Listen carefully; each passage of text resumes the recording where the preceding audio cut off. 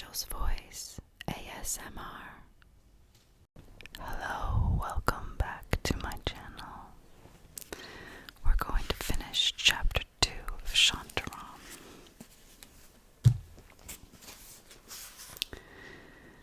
I'll drink to that, I said, clattering my glass against his in the toast. So tell me, Diddier, what keeps you here in Bombay? I am French, he replied, admiring the dew on his half-raised glass. I am gay, I am Jewish, and I am a criminal, more or less, in that order. Bombay is the only city I have ever found that allows me to be all four of those things at the same time.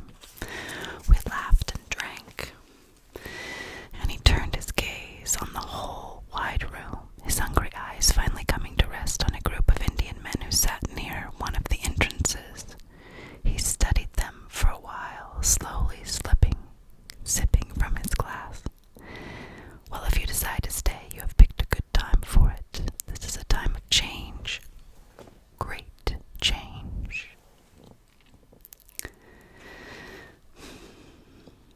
You see those men eating foods with such a strong appetite. They are Sainicks, workers for the Shiv Sena.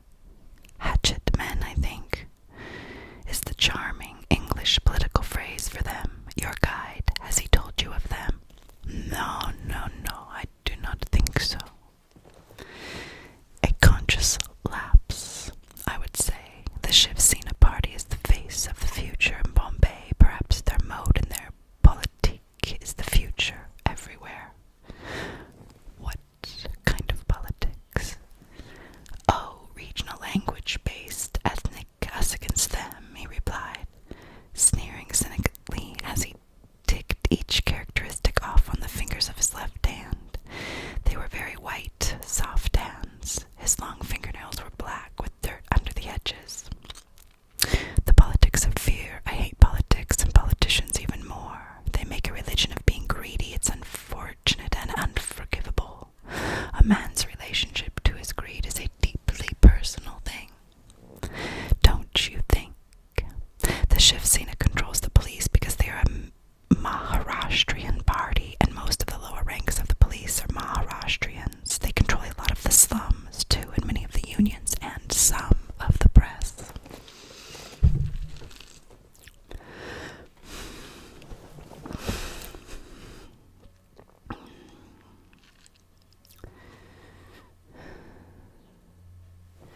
They have everything, in fact, except the money. Oh, they have the support of the sugar barons and some of the merchants, but the real money, the industrial money and the black money, that is in the hands of the Parsis and the Hindus from other cities in India, and most of all hated the Muslims. And here's the struggle.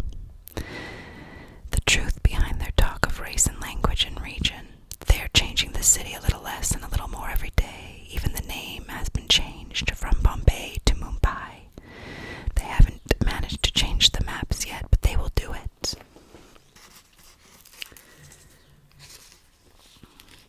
And they will do almost anything or join up with anyone for their quest.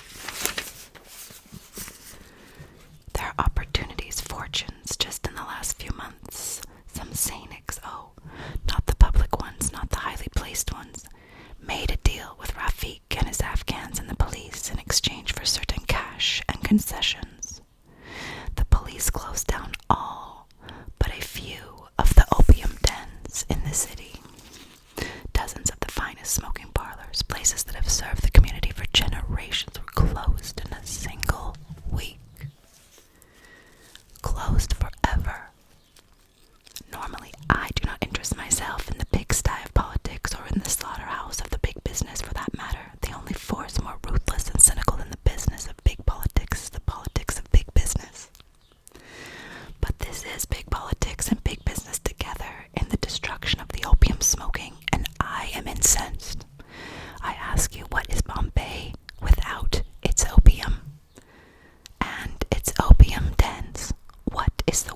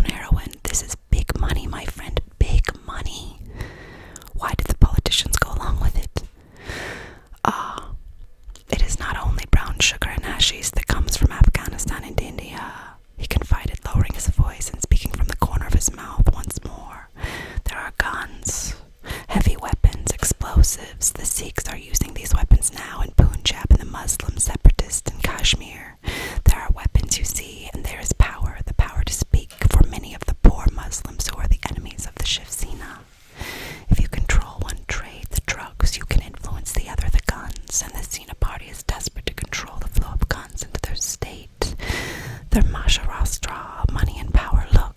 There at the table next to Rafiq and his men, you see the 3 Africans, 2 men and a woman. Yes, I noticed her before. She is very beautiful.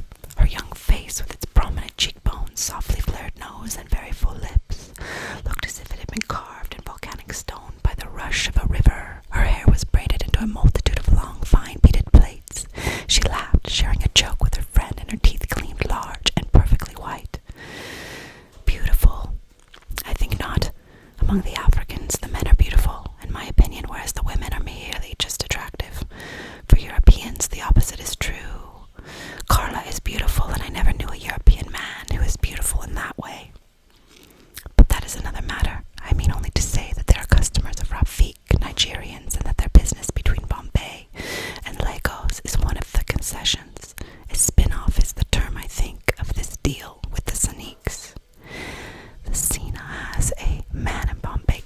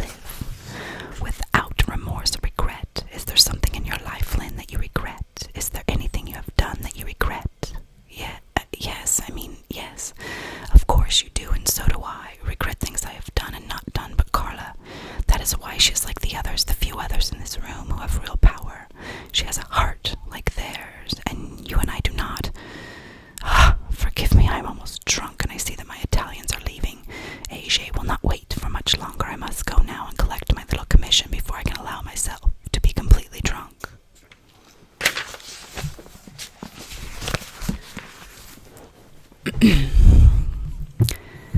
sat back in his chair and then pushed himself to his feet by leaning heavily on the table with both of his soft white hands. Without another word or look he left, and I watched him walk toward the kitchen, threading his way through the tables with the rolling, smudgy step of the practiced drinker. His sports coat was creased and wrinkled at the back where he'd been leaning against the chair, and the seat of his trousers hung in baggy folds. Before I knew him well enough, before I realized how much it meant that he'd lived by crime and passion for 8 years in Bombay without making a single enemy and without borrowing a single dollar, I tended to dismiss Diddier a little more than an amusing but hopeless drunkard. It was an easy mistake to make, and one that he himself encouraged. The first rule of black business everywhere is never let anyone know what you're thinking. Didier's corollary to the rule was always know what the other thinks of you. The shabby clothes, the matted curly hair pressed flat in places where it had rested on the pillow the night before, even his fondness for alcohol exaggerated into what seemed to be a debilitating addiction. They were all expressions of an image he cultivated and were as carefully nuanced as a professional actor's. He'd made people think that he was harmless and helpless because that was the precise opposite of the truth. I had little time to think about Diddier and the puzzling remarks he'd made, however, because Karla soon returned, and we'd left the restaurant almost at once. We took the long way to her small house, walking beside the sea wall that runs from the Gateway of India to the Radio Club Hotel. The long, wide street was empty on our right. Behind a row of plane trees were hotels and apartment buildings. A few lights here and there showed window-graphs of the lives being lived in those rooms. A sculpture displayed on one wall, a shelf of books on another, a poster of some Indian deity framed in wood, surrounded by flowers and smoky streamers of incense, and just visible in the corner of a street-level window, 2 slender hands pressed together in prayer. On our left was a vast segment of the world's largest harbor. The dark water stared at the moorage lights of 100 ships at anchor. Beyond them, the horizon quivered with the fires flung from the towers of offshore refineries. There was no moon. It was nearly midnight, but the air was still as warm as it had been in the early afternoon. High tide on the Arabian Sea brought occasional sprays over the waist-high stone wall, mists that swirled on the Simoom all the way from the coast of Africa. We walked slowly. I looked up often at the sky, so heavy with stars that the black net of night was bulging, overflowing with its glittering hull. Imprisonment meant years without a sunrise, a sunset, or a night sky. Locked in a cell for 16 hours each day from early afternoon to late morning. Imprisonment meant that they took away the sun and the moon and the stars. Prison wasn't hell, but there was no heaven in it, either in its own way. That was just as bad. You can take this good listener business a little too far, you know. What?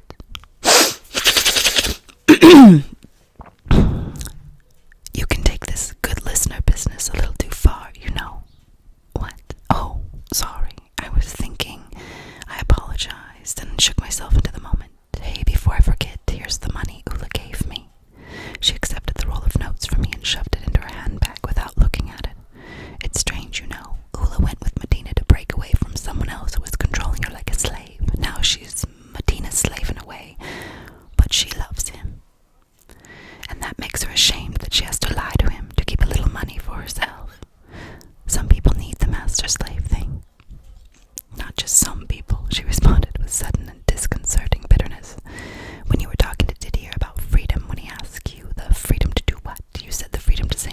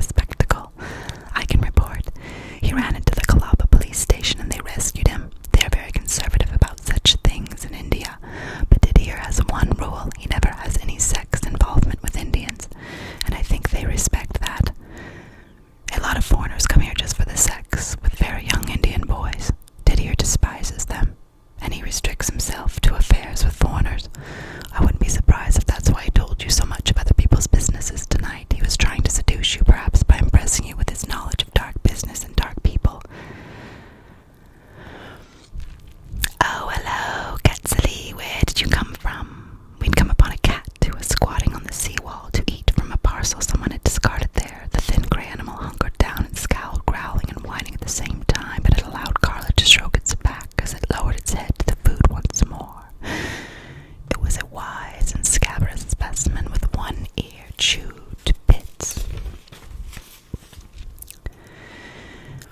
and bare patches on its side and back where unhealed sores were exposed. I found it amazing that such a feral, emaciated creature should permit itself to be petted by a stranger, and that Karla would want to do such a thing.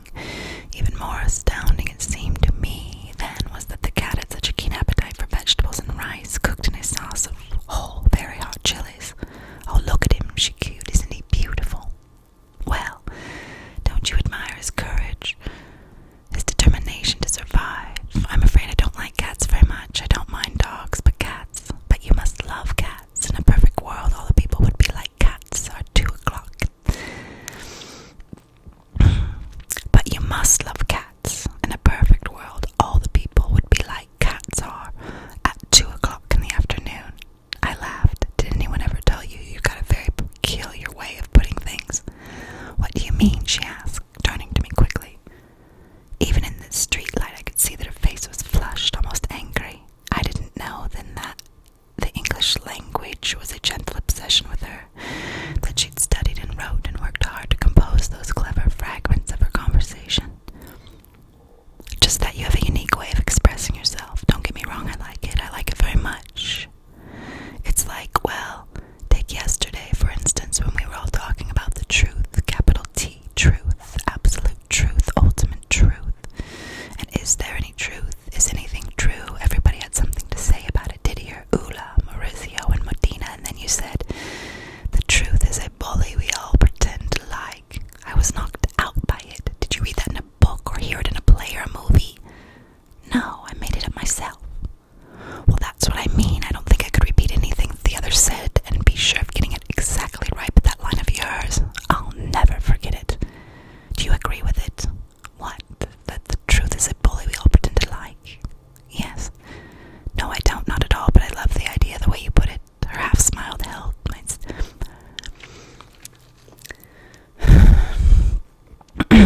Her half-smile held my stare. We were silent for a few moments, and just as she began to look away, I spoke again to hold her attention. Why do you like Biarritz? What? The other day, the day before yesterday, you said that Biarritz is one of your favorite places. I've never been there, so I don't know one way or the other, but I'd like to know why you like it so much. She smiled, wrinkling her nose in a quizzical expression that might have been scornful or pleased. You remember that? Then I guess I better tell you. I don't know how to explain it. I think it's the ocean, the Atlantic. I love it in the winter time when the tourists are gone and the sea is so frightening that it turns people to stone. You see them standing on the deserted beaches and staring at the sea, statues scattered along the beach between the cliffs, frozen stiff by the terror they feel when they look at the ocean. It's not like the other oceans. Not like the warm Pacific or the Indian. The Atlantic there in the winter is really unforgiving and ruthlessly cruel. You can feel it calling to you. You know it wants to drag you out and pull you under. It's so beautiful. I just burst into tears the first time I really looked at it, and I wanted to go to it. I wanted to let myself go out, and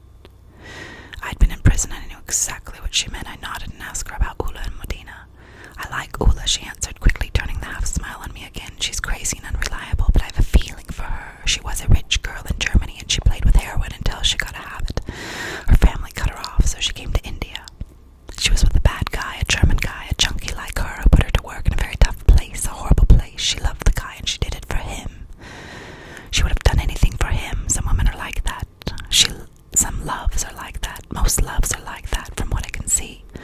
Your heart starts to feel like an overcrowded lifeboat. You throw your pride out to keep it afloat, and your self-respect and your independence, and after a while you start throwing people out, your friends, everyone you used to know, and it's still not enough. The lifeboat is still sinking, and you know it's going to take you down with it. I've seen that happen to a lot of girls here.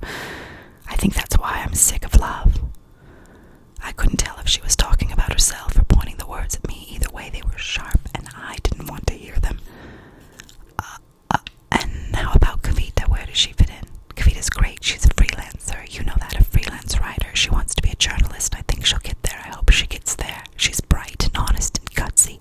She's beautiful, too. Don't you think she's a gorgeous girl? Sure, I agreed, recalling the honey-colored eyes and full and shapely lips and long, expressive fingers. She's a pretty girl, but they're all good-looking people, I think. Even Diddier, in his crumpled-up way, has got a touch of the Lord Byron about him. Letty's a lovely girl. Her eyes are always laughing. They're a real ice blue, her eyes, aren't they? Ula looks like a doll with those big eyes and big lips on such a round face, but it's a pretty doll's face.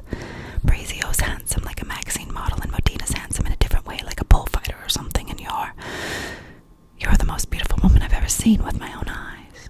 There, I'd said it, and even in the shock of speaking the thought out loud, I wondered if she'd understood, if she'd pierced my words about their beauty and hers to find the misery that inspired them.